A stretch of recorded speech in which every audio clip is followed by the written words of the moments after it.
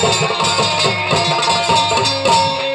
सरस्वती से यही आराधना करूंगा, यही विनय करूंगा। हे माँ सरस्वती, कुछ मुझको ऐसा कर दीजिए मेरे कंठों से अमृत रस से, हे माँ, यही मेरा प्रश्न है।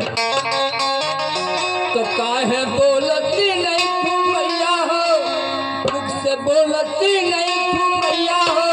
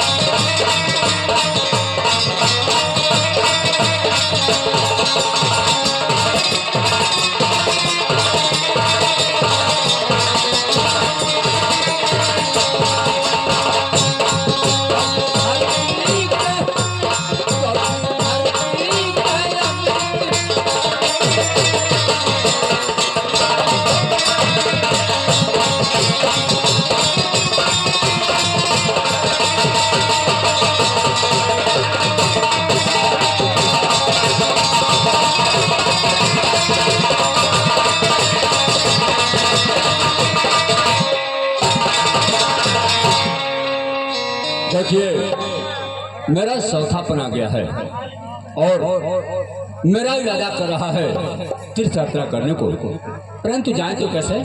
हमारे दरबार में एक मंत्री आता है, उससे मैं कुछ सलाह ले लूं, उसका मत विचार का है सो खुद ही कहेगा। आए मंत्री वाल,